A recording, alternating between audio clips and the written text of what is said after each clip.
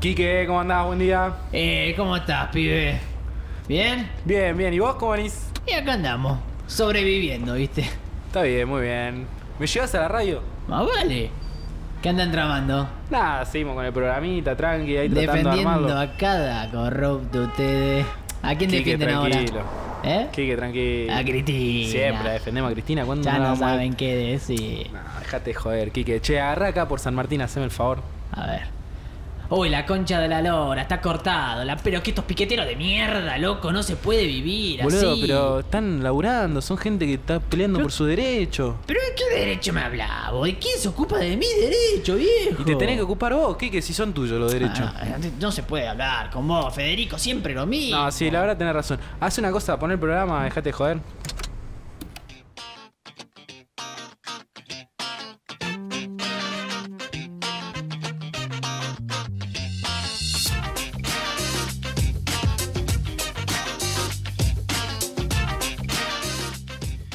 Hola, hola, hola, pero muy buenas tardes a los que están de tarde, muy buenas noches a los que están de noche, muy buenos días a los que están a la mañana.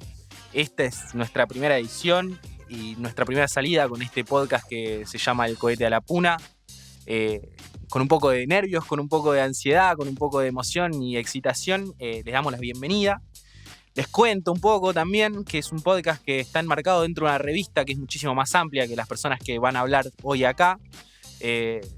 Donde participan varios amigues que son siempre mejores que nosotros y siempre más interesantes, con la intención de poblar un poco de reflexiones y opiniones la internet, ¿no? Que siempre hace falta, siempre hay carencia. Así que nada, y construir un poco de ideas colectivas. Nos pueden encontrar en la internet como unmundoenllamas.wordpress.com. Ese es el portal que hemos armado. Y en Instagram aparecemos como @unmundoenllamas, ok.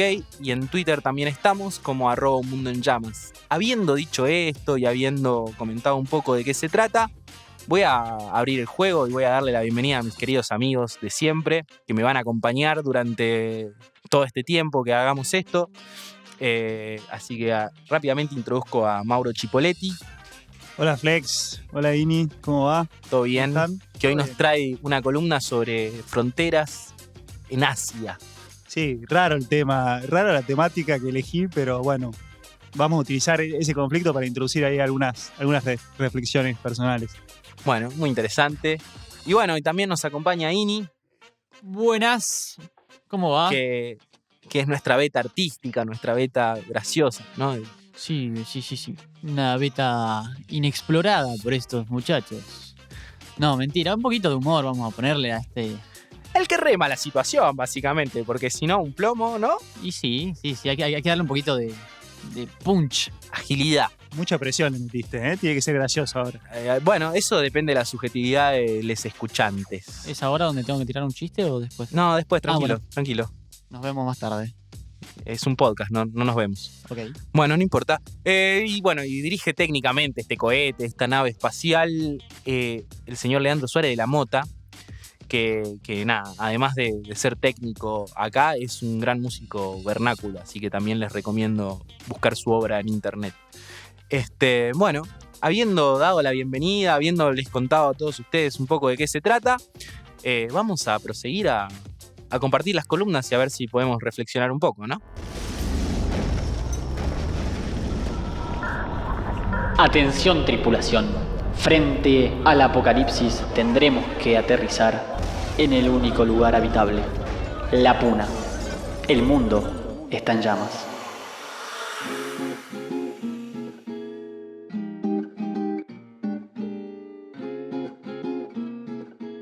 Bueno, Ini, che, escúchame, tenemos un amigo que es politólogo, que es como el opuesto, ¿no? Un opuesto... No, nosotros, digamos. Una No. persona que estudió. Pero sí, eso desde ya, un letrado.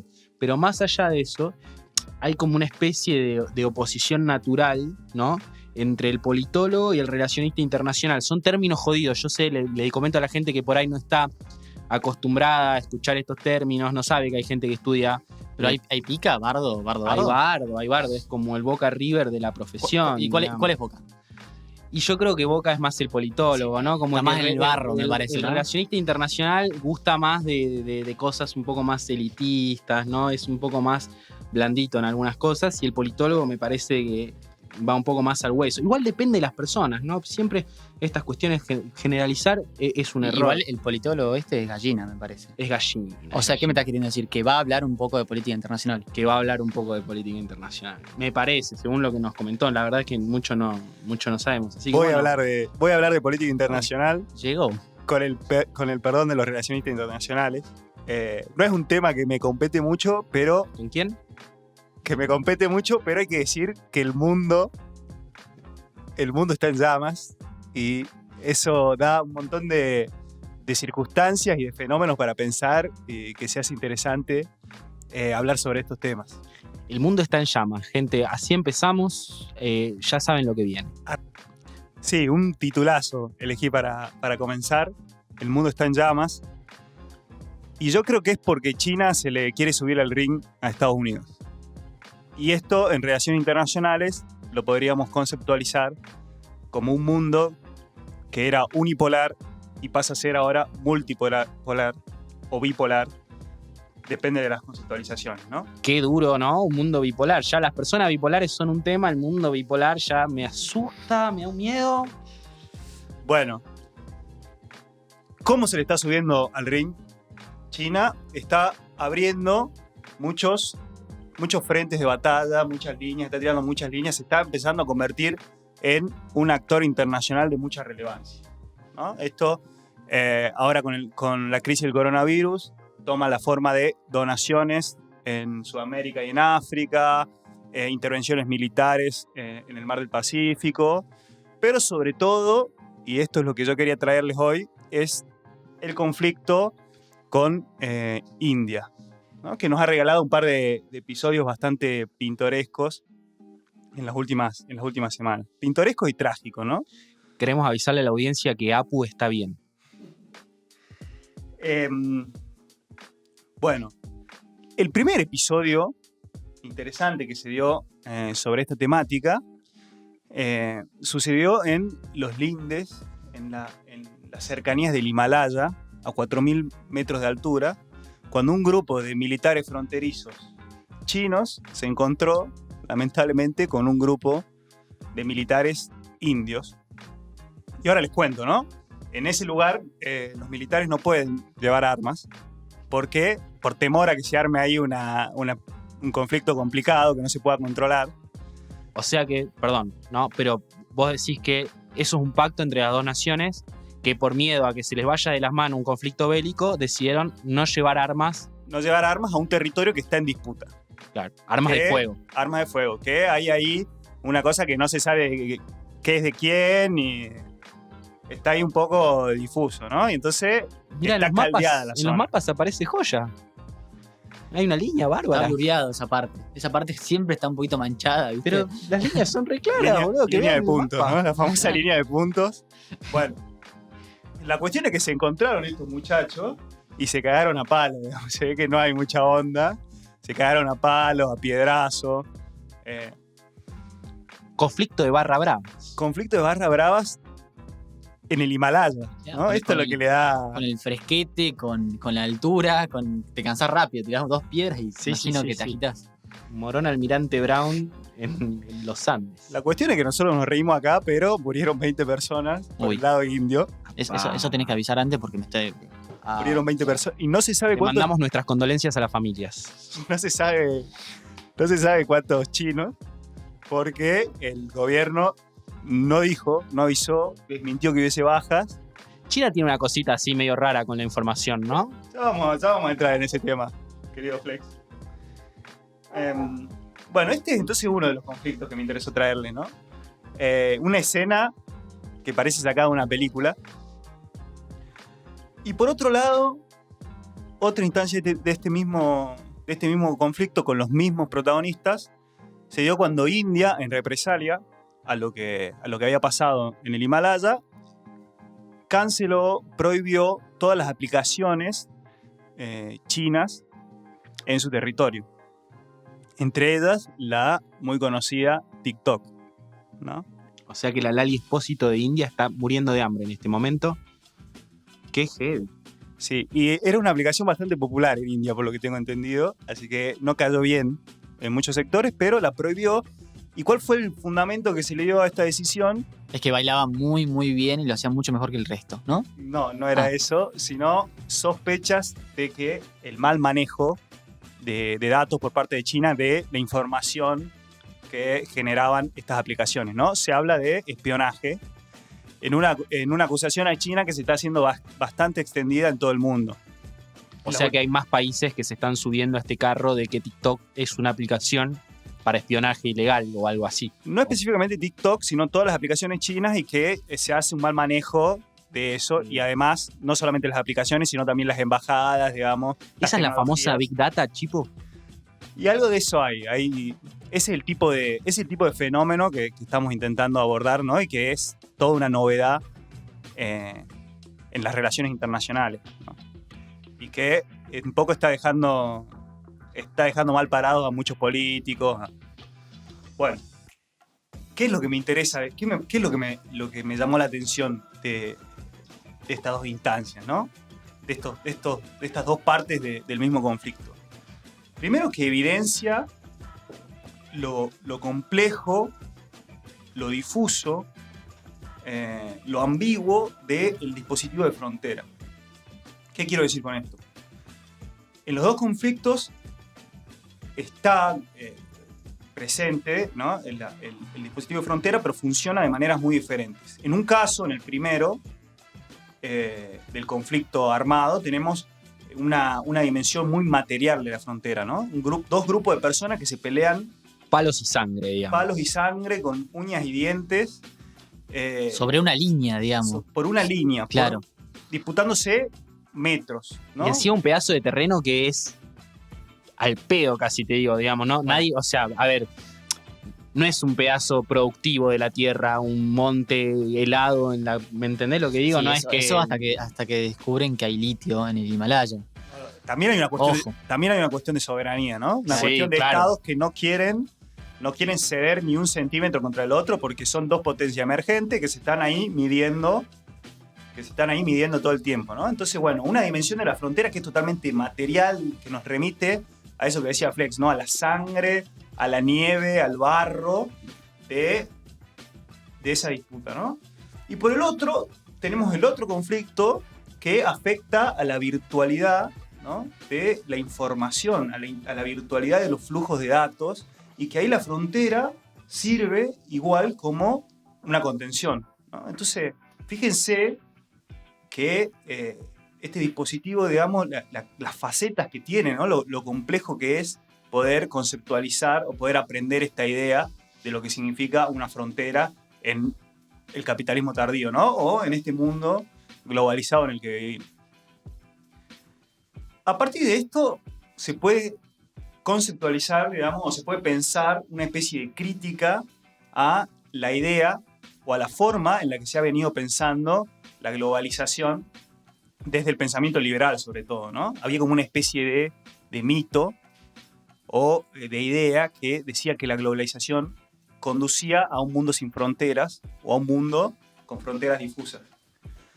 Ser un ciudadano del mundo que se decía. Esa famosa idea del ciudadano del mundo, cosmopolita, ¿no? Conocedor de todas las culturas. Claro, es como el mundo de el imaginario de los Simpsons, de un mundo sin abogados.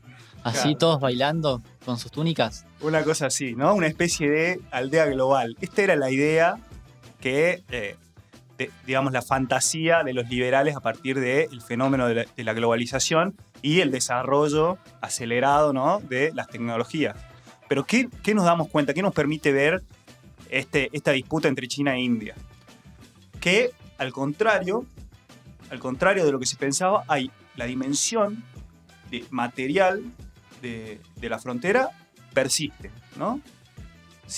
Insiste, se niega a morir, sigue siendo importante, los estados le siguen dando esa prioridad al punto, ¿no? De arriesgar vidas por esto, como decía, por este pedazo de tierra que no se sabe bien de quién es, ¿no? Está el ejemplo del presidente electo en Estados Unidos que ganó las elecciones presentando un proyecto de levantar directamente una pared como una especie de muro de Berlín contra México, Claro, digamos. como una especie de realización distópica, ¿no? De esto que estamos hablando, ¿no? Y De al la mismo importancia tiempo de- declaró la guerra a la empresa china de teléfono, Huawei.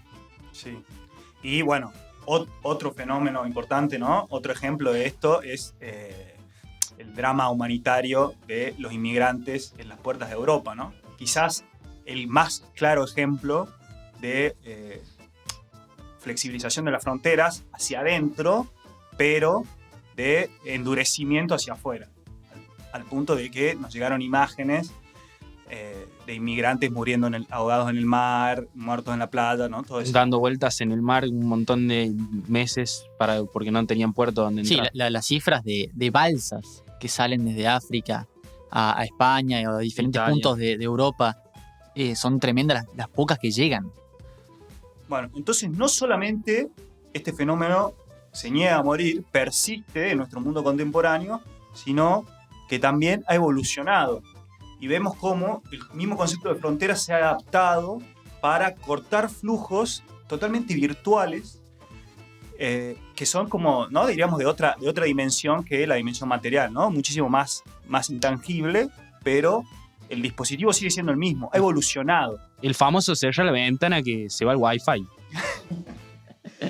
Ha evolucionado. Y eso nos permite desmitificar la idea de la globalización, por lo menos como la ha entendido la teoría liberal hasta ahora, ¿no? Hubo ahí un enorme desacierto de los relacionistas internacionales, de los teóricos políticos que pensaron el mundo en esta clave, ¿no? La idea del fin de la historia, la idea de que es bastante común ahí en estos círculos. Bueno, ¿qué papel cumple entonces la frontera en este mundo contemporáneo? A mí me gusta mucho una conceptualización que hicieron dos filósofos franceses, Deleuze y Guattari, que hablan de que en el capitalismo tardío la función de las fronteras son de territorialización y de desterritorialización y reterritorialización. ¿Qué quiere decir esto, no? Que la frontera, al tiempo que deja acceder flujos de datos, ¿no? Se hace permeable, ¿no? a la información, a las personas en algunos casos, ¿no? Como en la Unión Europea. Al mismo tiempo está el fenómeno contrario que marca las fronteras y que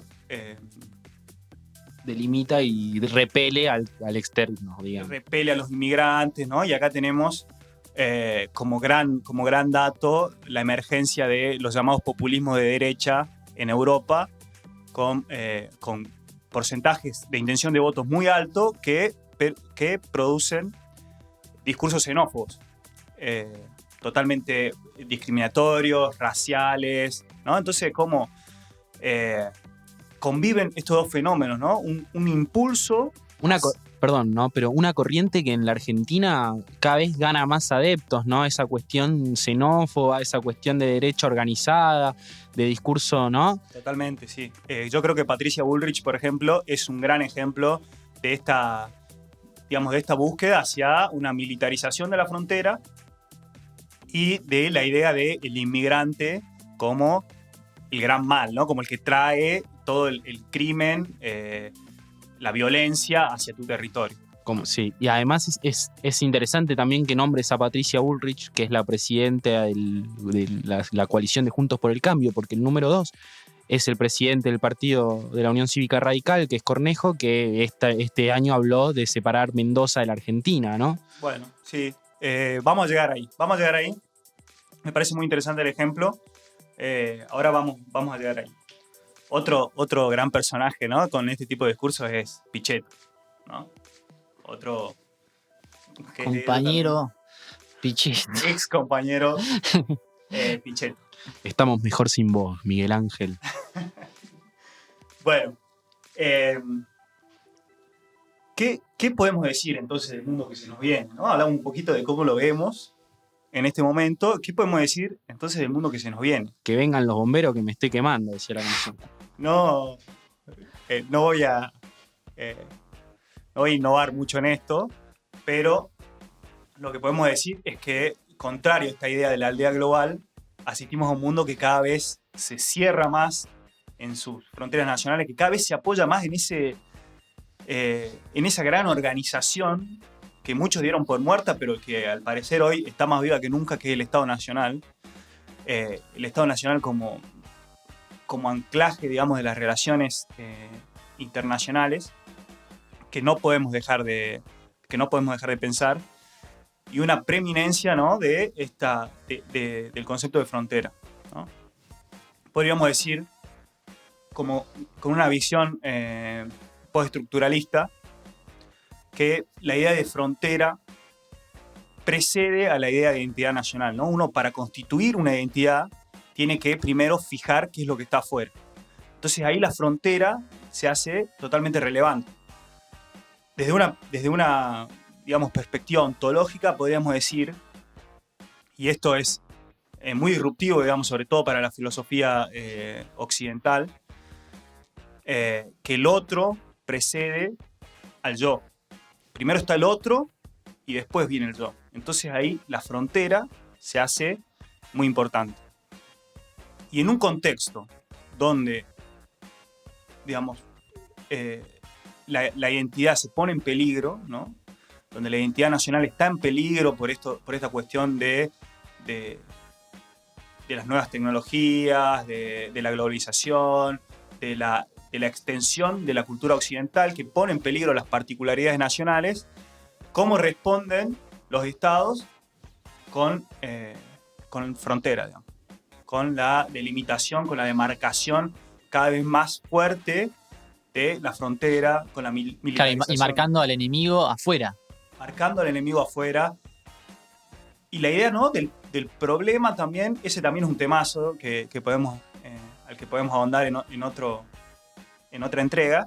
La idea también de que el otro, lo que está afuera, es lo que provoca el mal hacia adentro, ¿no? Claro. Por ejemplo, el kirchnerismo que deja que los paraguayos se atiendan en nuestros hospitales públicos. Por ejemplo, ¿no? Eso es muy sintomático. Para traértelo acá, ¿no? Sí, o el miedo a que antes de que tengamos nuestro primer caso acá en Catamarca, de que los ciudadanos de otras provincias se atiendan, o sea, ante un inminente colapso del sistema sanitario de las otras provincias, se atiendan en nuestra provincia, generó un miedo que estuvo a punto de formar marchas y todo. De hecho, la Juventud Radical juntó firmas para que eso no suceda. Mirá, no me digas. Sí, igual que Cornejo, ¿viste?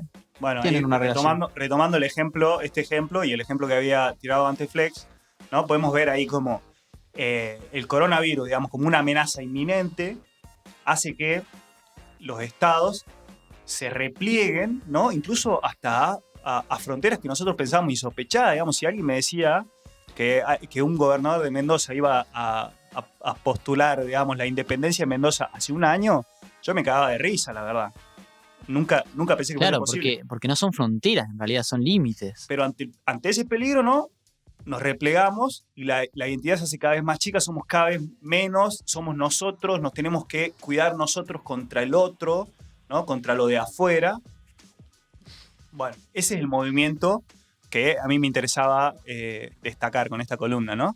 Y es un avance también, ¿no?, de esa ideología individualista, de sálvese quien pueda, me cuido yo solo, ¿no? Pero llevada a un ambiente más... ¿Cuál es el límite? Nos podríamos preguntar, ¿no? Si antes era la nación, después pasó a ser la provincia, ¿cuál sería después? ¿Seguiría la familia? Claro. Se salve la familia. Se viene en la monarquía otra vez, cada yo reino pensaba, en su castillo. Claro, sí. Yo pensaba cuando escuchaba los primeros gritos de alarma con la pandemia, pensaba que ante este problema y ante la solución que parecía obvia, que era si nos cuidamos todos, nos salvamos todos, pensaba ingenuamente que la sociedad iba a ir por ese lado. Iba a despertar un sentido comunitario, ¿no? Ay, sí. Sí, pero pensé, por un segundo lo pensé, viste, las tapas, los diarios eran la misma, cuidate, quédate en tu casa, parecían cosas que... Nos cuidemos entre todos. Nos cuidemos entre todos. Nadie se salva solo. ¿Qué pasó? Hasta nosotros dejamos de decir que nadie se salva Sí. solo, ¿no? Hasta el mismo oficialismo. Pero bueno, el miedo suele ser un mal consejero, ¿no?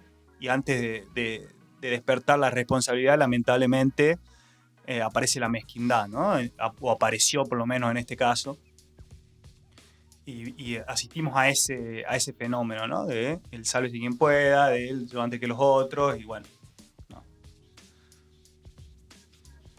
Bueno, no, la verdad que es muy interesante lo que propone Chipo y lo que nos trae para pensar, ¿no? Porque lo que uno normalmente ubica en alguna actitud pequeña de algún vecine, de algún amigo y de alguien que uno dice, che, qué garca este pibe, ¿no?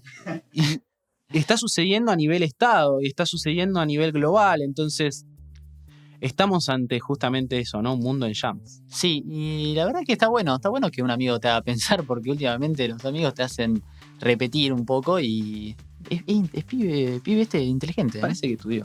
Estudió, sí. Parece que estudió. Bueno, y acá como traían ustedes también, ¿no? Es interesante pensar la pandemia como factor que acentuó o que aceleró procesos que ya venían que ya venían sucediendo, digamos, a nivel internacional, ¿no? Esto, digamos, Trump no ganó este año ni el año pasado, digamos, pero el fenómeno que Trump representaba como gran repliegue de Estados Unidos hacia el interior se vio acentuado por la pandemia, por el coronavirus, por... Lo mismo de TikTok, ¿no? O sea, ya se hablaba antes de que Facebook le proporcionaba información a los servicios de inteligencia estadounidenses y todo eso, digamos, ya eran fenómenos que venían en boga del discurso. Y otra arista que se abre así como para seguir tirando ideas es, primero que cuando priva la identidad nacional o el Estado nacional, ¿no? Lo que se hace difícil es la coordinación. La coordinación ante un peligro, ante un problema. Y si no pudimos enfrentar apropiadamente, ¿no? O si no pudimos estar a la altura del fenómeno del coronavirus como pandemia, ¿qué podemos esperar con respecto al cambio climático, ¿no? Fenómeno... Pensé que ibas a decir la invasión extraterrestre, me daba mucho miedo ya. Bueno, también, no quiero pensar que sucedería.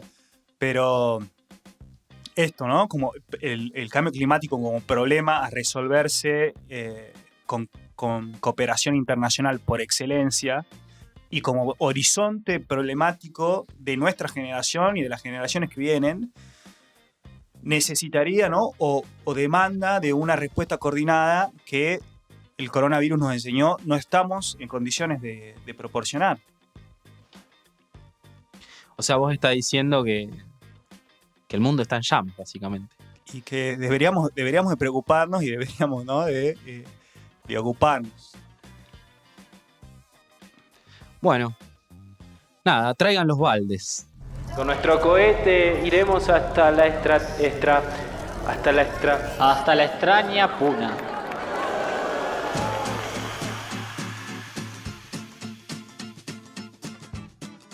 Nosotros nada, vimos que el programa capaz se tornaba... ¿Cómo anda, Chico? ¿Todo bien? Todo bien, Flex. Veíamos que el programa se tornaba un poco serio. Entonces dijimos, bueno, tenemos al payaso Aymar acá entre nosotros.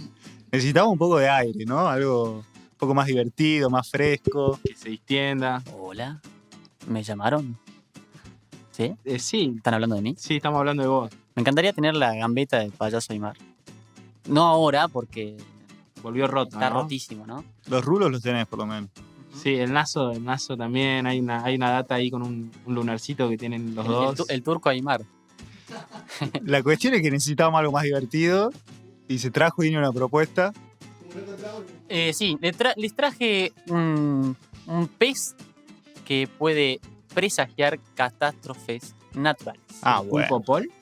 No es el pulpopol, No es el pulpopol. no tiene nombre, el pulpopol tiene nombre es el un pez, pez pero son varios peces. Los pulpos Es no son peces. Los pulpos no son peces. Los pulpos no son. Hablemos 2 segundos de esto porque yo tenía entendido que un pulpo predictor era... un pez predictor era el pulpopol.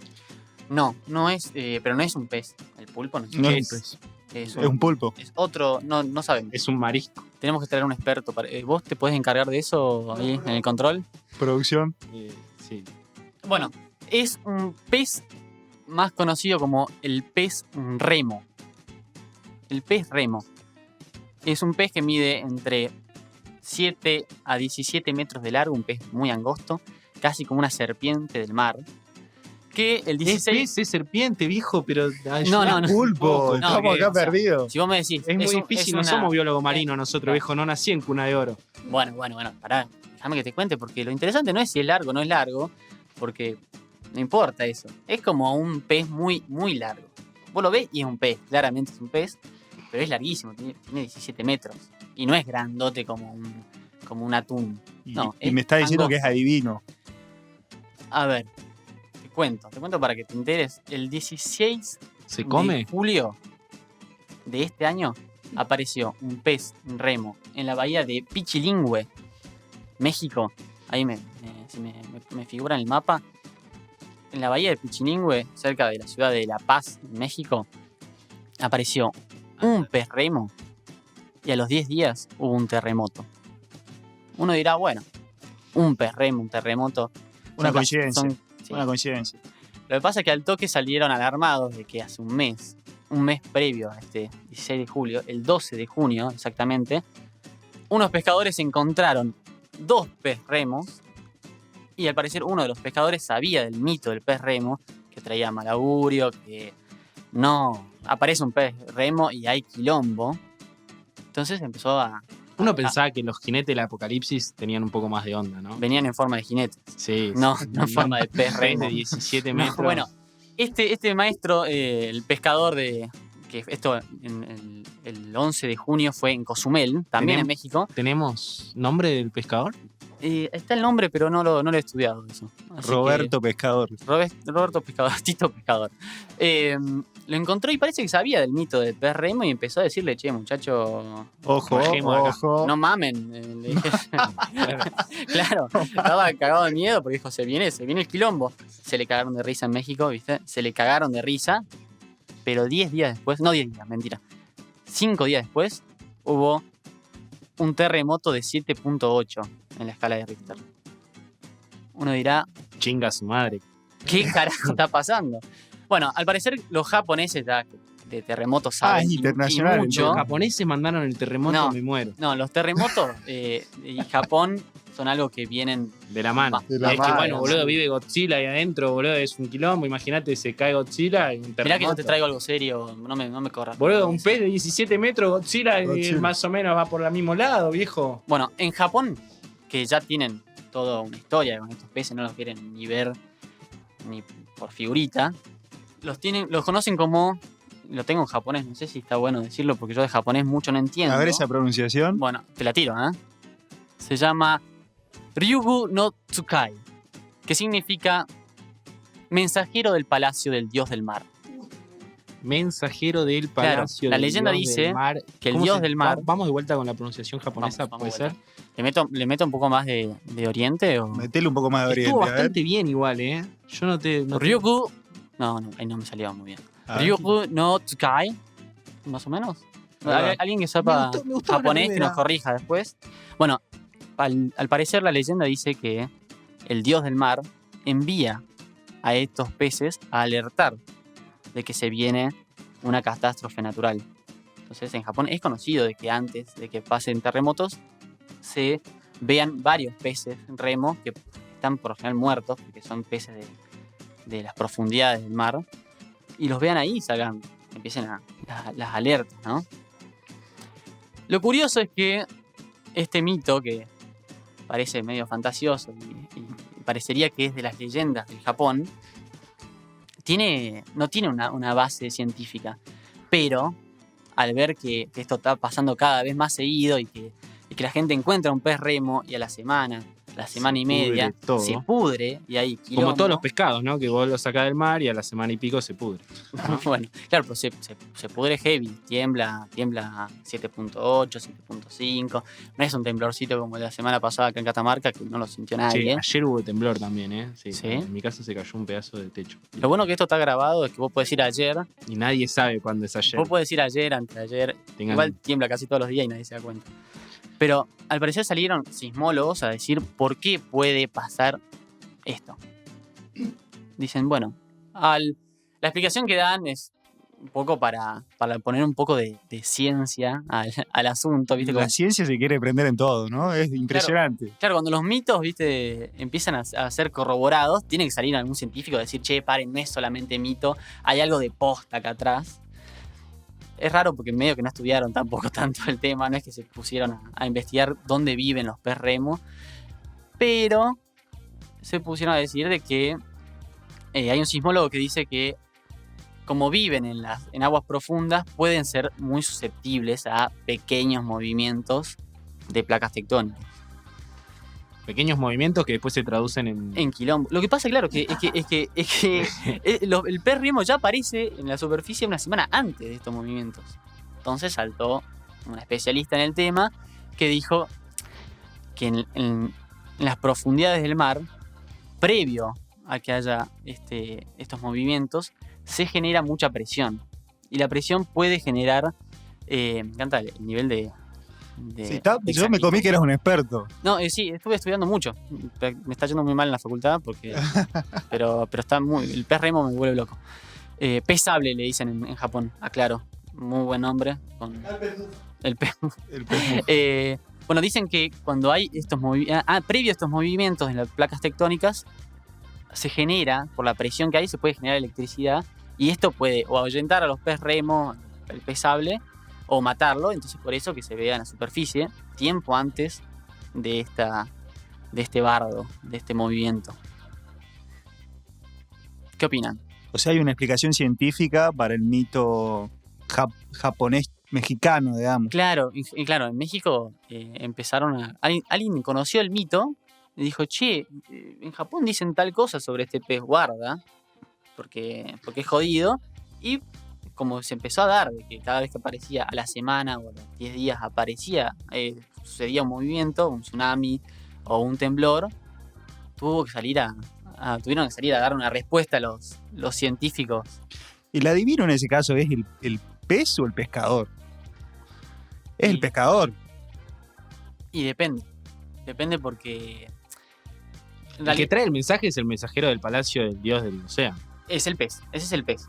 Pero el pescador, encima dice, la leyenda japonesa dice que el que lo encuentra está maldito de por vida. Claro, hasta las manos. Imagínate. Tiene que llegar al pueblo y decir, che, se viene un tsunami, te odia a todo el mundo. Imagínate, yo me puse una verdulería ahí en pleno Japón, ¿me entendés? Me la puse ayer y viene el tsunami acá en 15 días, qué bajón, boludo, toda la inversión que hice. El problema no es solamente el mensaje, sino el que trae el mensaje. Si yo te digo, che, guarda con Macri, que nos va a hacer bosta, te bardean, pará, que todavía no empezó. Déjalo gobernar. Pero vos venías a decir algo que iba a pasar, y efectivamente pasó. Entonces se la agarran con que dice, no, está maldito, sucio, que nos quiere boicotear de vuelta. Después sucede y nadie se acuerda que el maestro nos trajo la noticia antes de que suceda. Bueno, esa fue mi historia. El cohete a la puna.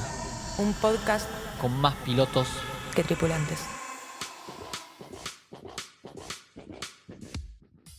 Bueno, a ver, quiero salir con los tapones de punta porque mi columna se trata de bancar gente polémica, de bancar gente que en el común de la sociedad le genera algún tipo de resquemor.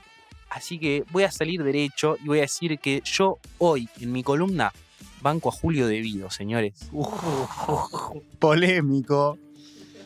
Banco al ministro de Planificación, triple mandato cumplido, al señor que juró con Néstor y juró 2 veces con Cristina, y lo voy a salir a bancar con de todo porque yo creo que es una víctima fehaciente del terrible lofer que nos proporciona la derecha latinoamericana, comandada obviamente por parte de arriba, ¿no? Porque todos saben de dónde salen estas cosas, no me jodan, a mí todo el mundo sabe. Así que bueno, sabiendo eso, a ver qué dale, que me mira Ini con cara de... Estaba pensando la cantidad de asados que se habrán compartido este muchacho Julio con Néstor, ¿no? Infinito. Imagínate que Devido sale el Frente para la Victoria de Santa Cruz, o sea que viene caminando con el kirchnerismo hace más de 20 años, más de 30 años, capaz. Te escuchamos, Flex, te escuchamos. Bueno, a ver, yo quiero explicar por qué banco. Yo banco, primero y principal, banco emocionalmente a la figura y al cuadro político. Porque me parece que una persona que le puso la firma al pie a tanta cantidad de obras, a tanta cantidad de obras que no solamente significa una escuela, o que no solamente significa 1 kilómetro de línea de alta tensión, sino que significa un pibe yendo a la escuela, un pibe aprendiendo, que significa electricidad en un lugar que antes no lo había. Empezamos con golpes bajos, ¿eh? Y bueno, pero justamente creo que viene por ahí. Me parece que el golpe bajo en realidad nos están dando, nos lo está proporcionando la derecha en este sentido. Se está queriendo llevar capaz a un cuadro político que dentro del armado kirchnerista significa un montón. Entonces me parece que por lo menos es un detalle a tomar en cuenta y a empezar a pensar, digamos. Es muy fácil caerle a Debido. Pero pará. A ver, dale. Vamos por partes. Claro. Julio Debido, ¿no tiene 11 causas judiciales? Tiene 11 causas judiciales, todas y cada una dentro del Foro Federal de Comodoro Pi o Comodoro Pro, como lo dice el amigo Gato Silvestre, que seguramente está escuchando, así que le mandamos un gran abrazo. La realidad. La realidad. Susana Martinengo. Bueno, disculpen, es que me invade el espíritu cuando hablo de Comodoro Pro, me agarra el Gato Silvestre y no me deja salir, ¿entendés? Es una cosa, bueno. Pero nada, yo vengo a reivindicarlo porque me parece que su obra fue magnífica, su obra fue de hecho magnífico, de hecho es el periodo bajo su tutela, es el periodo donde más escuelas se hicieron en la historia de la nación argentina, más incluso que durante el primer peronismo, ¿no? Que con el plan quinquenal hizo cualquier cantidad de escuelas. Así que estamos hablando de un cuadro político que de mínima estorba y molesta a la derecha, ¿verdad? No sé, ¿ustedes qué opinan? ¿Qué sensación les genera Debido? ¿Cómo lo viven? Bueno, me parece que está buena esta parte de decir cuántas escuelas hizo, todo bien, muy lindo. Yo sé que se hicieron muchas escuelas, pero también sé que con la corrupción hay escuelas que no se hicieron también, me imagino, u otras cosas. Te cuento si querés.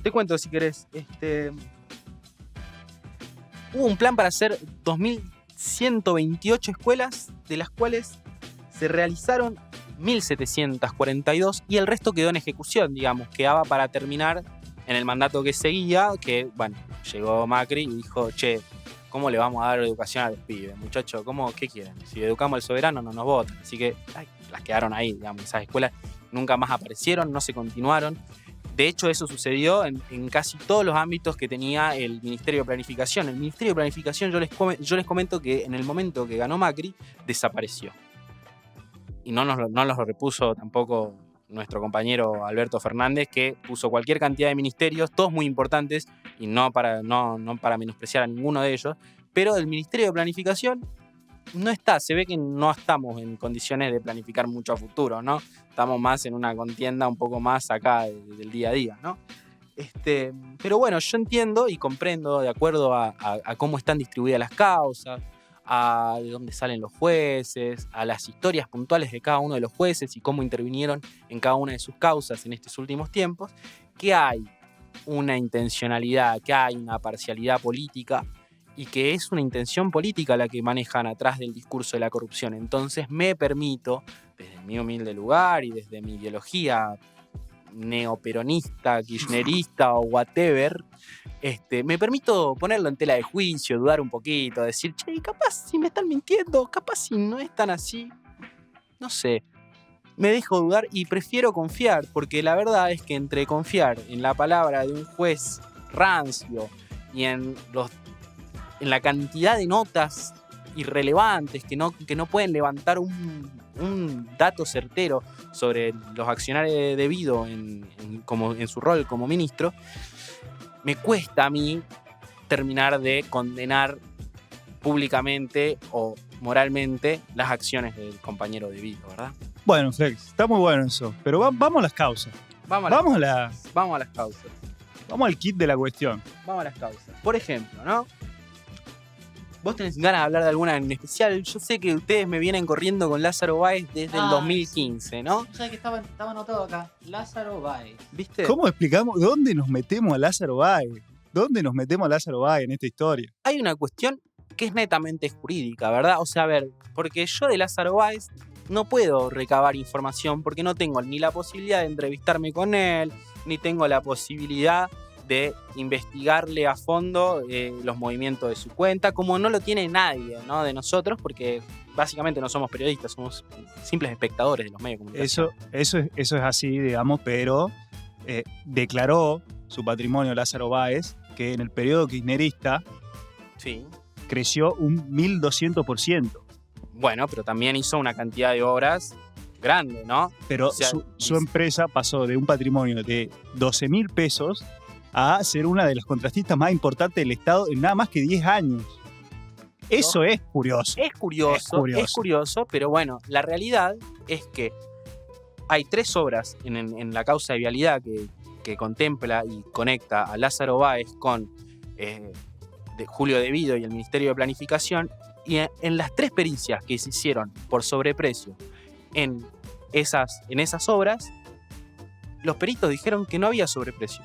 A ver, eso puede estar trastocado, eso puede estar dibujado, y la verdad, no lo sé. Ahora, entendiendo que la justicia tiene parcialidad y tiene animosidad y la pericia no les da para marcar una culpabilidad, yo entiendo que ahí de mínima o no están buscando bien o no están encontrando nada.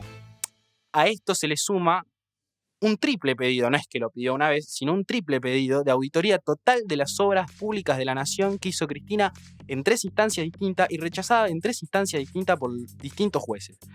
O sea, o no quieren buscar o no quieren encontrar, ¿ok?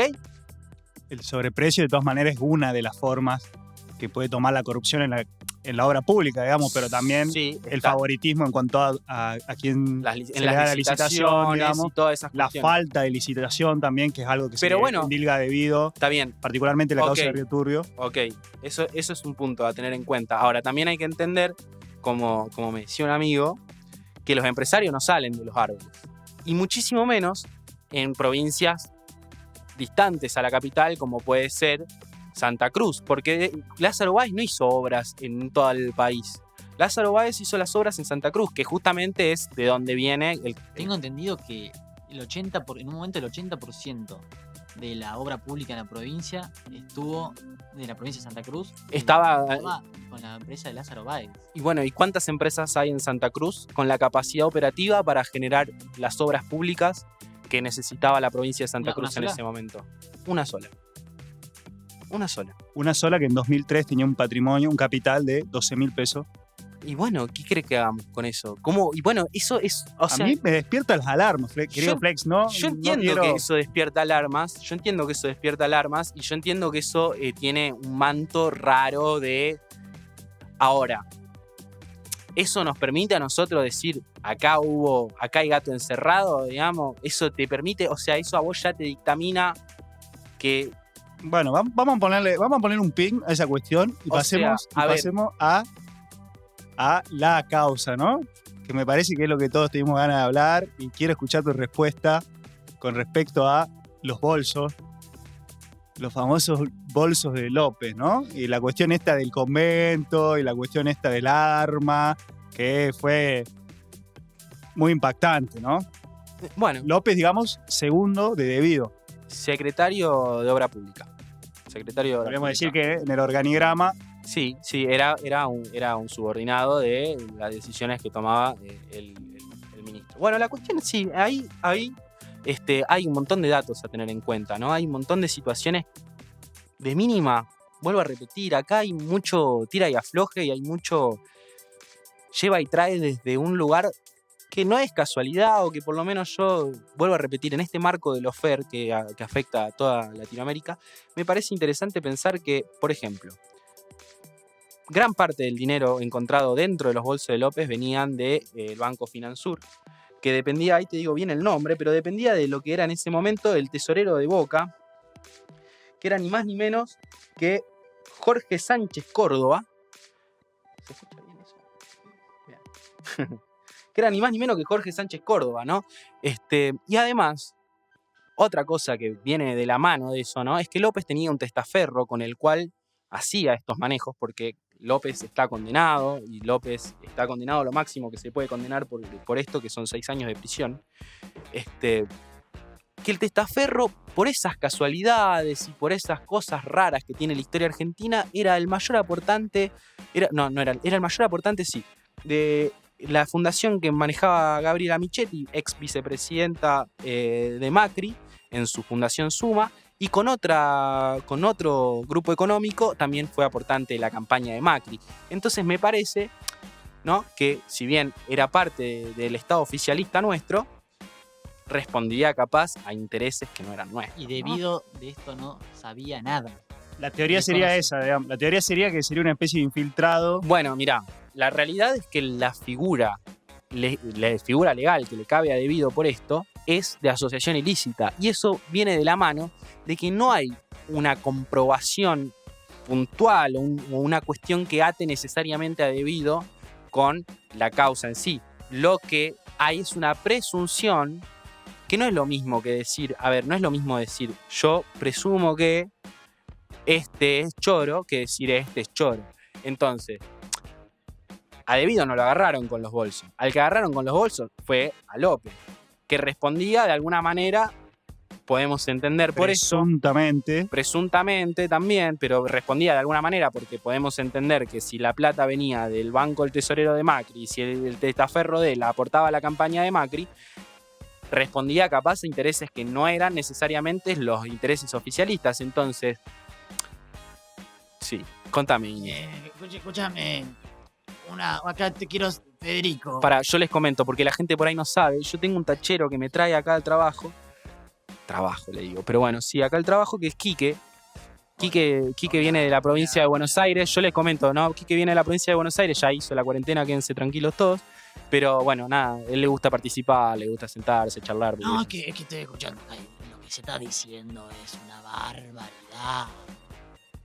Mira, Federico, Contame. ¿por qué no te voy a decir de la otra manera que te dicen tus amigos? Porque es una... ¿Se puede hacer preguntas, verdad? Sí, nosotros somos los más democráticos. Julio Devido, Sí. ¿es corrupto o no es corrupto? Y eso es una cosa que yo no puedo determinar, Quique, porque, a ver, si yo fuera juez... Bueno, mira, tranquilo, yo te espero afuera, porque yo te espero. Cuando vos tengas que irte a tu casa, yo te llevo. Si yo fuera juez, Quique, mirá, la verdad, si yo fuera juez, tengo que remitirme a las pruebas. Y las pruebas están flojel,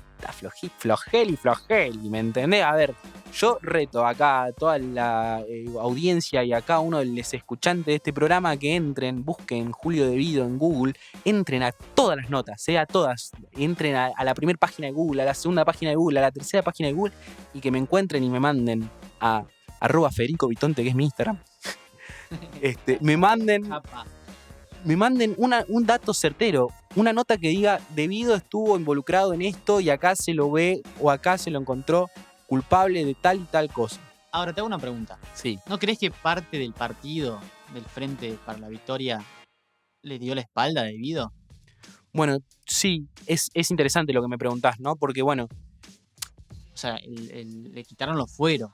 Le quitaron los fueros. No se presentaron a votar. En un momento. Su partido. En un momento muy interesante de la política y de la comunicación en la Argentina, ¿no? Hay que pensar que previo a eso, parte del Congreso que entró como parte del kirchnerismo, a la primera semana de votaciones, se dio vuelta, metió panquecazo y empezó a laburar para los del otro lado, ¿no? O sea, no es una cuestión que nos sorprenda.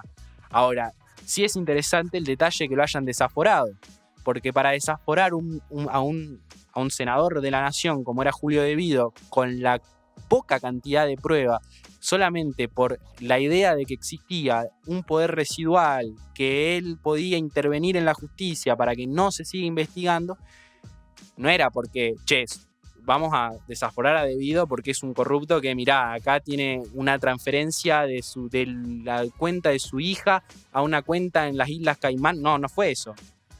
No fue eso. De hecho, no le han encontrado una cuenta offshore, como capaz hacía Macri o como capaz hacía otros políticos del arco político nacional. ¿Sí? No le encontraron ninguna cuenta con dinero en ningún lado del mundo. De hecho, para enlazar y para seguir comentando un poco de cómo entiendo yo, dos de las causas que tiene Devido involucran a la empresa brasilera constructora Odebrecht, ¿sí? Que es un caso internacional de corrupción, el que lleva a la empresa Odebrecht, que directamente lo maneja el Estado norteamericano. el Departamento de Justicia de los Estados Unidos tiene una causa abierta donde investigan las actividades de esta empresa, ¿no?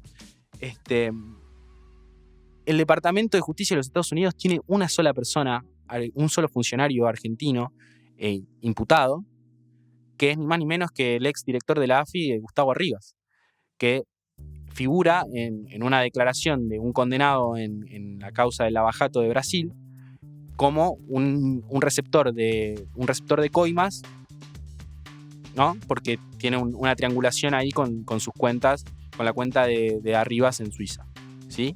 Entonces, hay una data ahí que, te vuelvo a repetir, tiene un tufillo a derrocamiento, a persecución democrática, ¿me entendés? Y me parece a mí, desde mi punto de vista, que puede estar completamente errado. Y acá puedo estar diciendo cualquier barrabasada y esto, bueno, es la ventaja de poder hacer un programa grabado en la terraza de mi casa. Yo descreo un poco, ¿no? Del discurso dominante, siempre. Y que me venga La Nación y me diga, che, qué corrupto que es Debido. Y que después venga Clarín y me diga, che, qué corrupto que es Debido. Y después venga Comodoro Pi y vengan y me digan, che, Debido es corrupto. Pero no me digan dónde está la corrupción. Y a mí me hace un poco de ruido, honestamente. Me hace no creer casi, que te digo. Así que nada, yo defiendo y quiero reivindicar y recuperar capaz hasta la figura de Debido, porque me parece una oportunidad impecable para hablar de lo fair en la Argentina, para hablar del poder de la derecha en la Argentina y para hablar de que no está superada la etapa colonial, no está superado lo que nos pasó en la dictadura militar, para nada, porque me parece que está íntimamente involucrado, me parece que son capilaridades que todavía quedan y que todavía se manejan, ¿no? Pero a ver, ¿no? Sí, Separemos un toque los tantos. sí. Yo a veces siento que entramos en una de que para defendernos a nosotros señalamos lo malo que es el otro, que son malos. Digamos, eso yo no te lo voy a negar, digamos, no es mi intención acá defender al Poder Judicial argentino, ni mucho menos, ni al yanqui, ni a ninguno. Pero eso, digamos, que Clarín, digamos, o que los medios hegemónicos sean unos hijos de puta, eso no me hace, digamos, eso no dice nada acerca de si Debido es o no es corrupto, digamos. Si vamos, está bien, no nos podemos apoyar ahí. No nos podemos apoyar en la justicia. No nos podemos apoyar en los medios. Vamos, busquemos en otro lado, ¿no? ¿Vos no estarías de acuerdo en decir que hay un problema de corrupción estructural en Latinoamérica? Sí, pero me parece que no estaría siendo el quid de la cuestión en esta situación. Pero si acordamos ahí, ¿no? Si acordamos ahí, en ese punto, que a mí me parece incuestionable, digamos, hay casos y fenómenos de corrupción, digamos, casi a cada nivel estatal, digamos, desde el municipal hasta... Sí. Y es una preocupación que comparten casi todos los ciudadanos argentinos, ¿no? Y de la misma manera en que yo acordaría sin mucho problema en decir que hubo corrupción durante el periodo del macrismo. Ahora, y también hay corrupción en Centroamérica, y también hay corrupción en los Estados Unidos, y también hay corrupción en la Unión Europea, y también hay corrupción en el África, y hay corrupción globalmente, ¿no? O sea, a ver, porque partamos de esa base también, ¿no? No es un problema estructural de Latinoamérica, es un problema estructural del capitalismo, si querés. Si ¿no? querés, que ¿no? como se maneja con dinero, el dinero corrompe y así. Perfecto, estamos de acuerdo, Bien. de acuerdo. Yo tengo el dato muchísimo más corroborado, digamos, para el caso de Latinoamérica, en el que hay estudios, digamos, sobre cuánta plata se pierde por la corrupción, digamos, a nivel continental. Para eso traemos gente que estudie. Ahora, esa corrupción estructural, digamos, al caso, ¿no? Uno puede pensar en las causas, puede pensar en los efectos, digamos, a nivel estructural. Ahora, cuando sucede, digamos, hay que ponerle nombre. Hay una persona ahí, hay un agente corruptor, como gustás de decir vos, y un agente corrompido en esa situación. Hay que, digamos, más allá de que sea un problema estructural, tiene un nombre. Me resulta muy difícil de creer que la persona por la que pasó toda la obra pública durante 12 años, digamos, haya estado exento de todo ese proceso que fue... digamos, y eso no anula tampoco lo que se hizo, porque no es... No, las escuelas están ahí, No digamos. es cuestión de enumerar las virtudes del kirchnerismo, digamos, que si querés yo me pongo segundo en la fila y lo hacemos, me parecería buenísimo. Está interesante igual pensar que las virtudes del kirchnerismo no son solamente... O sea, sí también, como vos hablas de que hay una corrupción estructural y que hay que marcar por dónde pasa y quién es el dueño del nombre por el que pasa esa corrupción, en este caso en la obra pública, que puede ser Julio De Vido, también hay que marcar que los logros del kirchnerismo no son solamente del movimiento o no son solamente de Cristina, sino que también pasaron por ese ministerio y también No son solamente debido, digamos. no son en el mismo solamente, sentido. claro, totalmente. Pero No es que Devido hizo una escuela. hay que marcar también que De Vido es uno de los cráneos atrás del plan integral de desarrollo que tuvo la Argentina durante los 12 años de kirchnerismo, que fue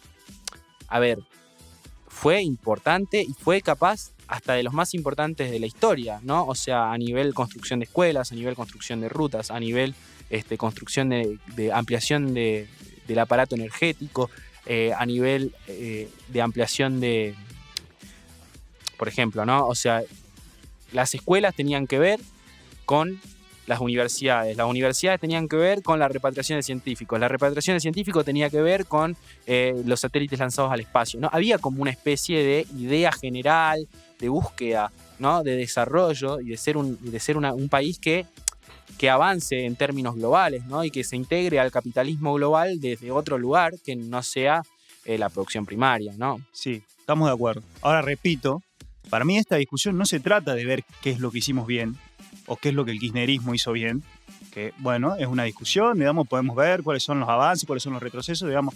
Para mí esta discusión afecta concretamente a qué nos faltó o a qué le faltó al proceso. El kirchnerismo, por ejemplo, no dio discusiones sobre gobierno abierto, no dio discusiones sobre publicidad de la información, no fue un tema que trabajó No dio discusiones sobre democratización, que otros gobiernos, por ejemplo, te cuento, el de Brasil, digamos, el gobierno de Lula da Silva, avanzó en proyectos, digamos, después truncos de el presupuesto democrático o público que se hace a partir de la participación de los ciudadanos en la misma elaboración del presupuesto. Eso fue algo que, por ejemplo, el kirchnerismo no problematizó o no propuso, digamos. Está bien, como gobierno no se puede encarar todos los frentes. Ahora, hagamos el balance, digamos, en dónde nos faltó, ¿no? Una materia, te estoy hablando, que están íntimamente relacionadas, Sí, ¿no? sí. Fueron temas que no trabajamos o significantes, si querés, que no movilizamos. El de la transparencia, el de la publicidad, bueno. Claro, y de más la cuando innovación. uno tiene a Julio De Vido, lo tenés ahí, y que uno supone que si es de los nuestros, por decirlo, tendría que evidenciar que hay un problema. Entonces, ¿qué No, se- bueno, es que ves, yo por ejemplo ahí ya no comparto. Julio De Vido no está ahí para denunciar la corrupción en el sector privado. Julio De Vido está para hacer escuelas, ¿te das cuenta? Julio De Vido, o por lo menos así es como yo lo pienso. Julio De Vido está para armar un programa integral de desarrollo del país. Para marcar la corrupción está la justicia. El problema de la corrupción, está bien que sea un problema de la política y del sector privado, porque es un problema que tiene dos afluentes. Eso es un problema que tiene que dirimir la justicia. No es un problema que tiene que dirimir la política. Porque si la política se encarga de hacer lo que hace la justicia, ¿quién hace lo que tiene que hacer la política? Sí, ahora. Está bien, está bueno eso que decís. Ahora, el segundo, digamos, dijimos de Vido, López, aumentó su patrimonio durante la etapa de gobierno del kirchnerismo en un 1.149%, digamos, de patrimonio declarado ante la justicia, digamos, de patrimonio declarado. ¿No hay algo raro ahí, digamos? De Vido no dijo, che, acá el Pero, a maestro ver, que tengo abajo Está bien, sí. se puede hizo ser. multimillonario los últimos 12 años y yo me estoy haciendo el boludo por acción o por omisión, digamos, algo pasa ahí. Está bien, puede ser. O sea, yo no descarto que algo suceda ahí. Ahora, de ahí, vuelvo a repetir, aparte, por ejemplo, ¿no? No es dato menor que esté declarado. Porque hasta donde yo entiendo, y acá capaz, vuelvo a repetir, ¿no? Soy la persona más falible del universo. Pero hasta donde yo entiendo, la corrupción no se declara, chico. O sea, si vos tenés guita negra, no la declarás. te la llevás No, se hacen, digamos, hay diferentes manejos que se hacen para poder declarar, para poder blanquearla. para poder blanquearla. Ok. Digamos. Y esto además después de un proceso judicial, digamos, que hizo ese trabajo de, digamos, recopilar cuántas eran las propiedades que tenía, cuánto valían, cuánto... ¿No? Eso es lo que se sabe de, Bien. para la justicia de lo que tiene López. Bien. ¿Y dónde entra eso? Vuelvo a repetir. O sea, ¿dónde encuentra eso a debido? ¿Me entendés? Porque está bien, vos decís, este tipo multiplicó su patrimonio. Debido tendría que haber dicho, che, qué raro esta situación que está sucediendo acá. Mínimamente. Siendo muy ingenuo y en el eso, pensamiento. Digamos. estratégica y políticamente, eso para vos, ¿se hace mediáticamente, se hace públicamente, se hace puertas para adentro? Es diferente. Se hace, quizás. De alguna manera se hace. Y sabemos que no se hizo, que se hizo, digamos. Ahí hay un montón de grises y de suposiciones, ¿no? Que me parece que afectan muchísimo al debate público y al debate político-democrático, digo, porque si nosotros, que somos supuestamente personas que valoran muchísimo el crecimiento y que valoran muchísimo la idea de cambiar de modelo económico y que valoran muchísimo la idea de desarrollo nacional, ¿no? Vamos a regalar o vamos a permitir que se mancille el nombre o que se mancille el símbolo, si querés, ¿no? Del ministro de Planificación Nacional a costa de el patrimonio X de un concesionado de la obra pública o a costa de un secretario de obra pública, me parece que es jodido, digo, me parece que es una discusión que nos están corriendo ellos, porque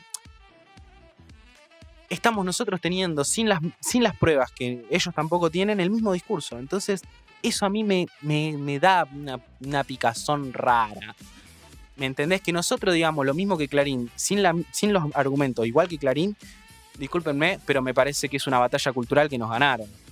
Bueno, no sé si a vos te parece que nosotros dimos los mismos argumentos de Clarín, pero para mí de lo que se trata es de pasar al frente, digamos, en esa discusión, de tomar la demanda cívica, que me parece una demanda totalmente legítima, de mayor transparencia en los actos públicos y reformularla, digamos, e ir adelante y ganar ese terreno en vez de cedérselo. Yo creo que, digamos, con esta negación, digamos, de la corrupción durante 12 años, lo que hacemos es retroceder, no avanzar. Es que me parece que decirle negación no sé si es lo que yo quiero expresar, digamos. A ver, vuelvo a repetir, no es negación, es falta de prueba.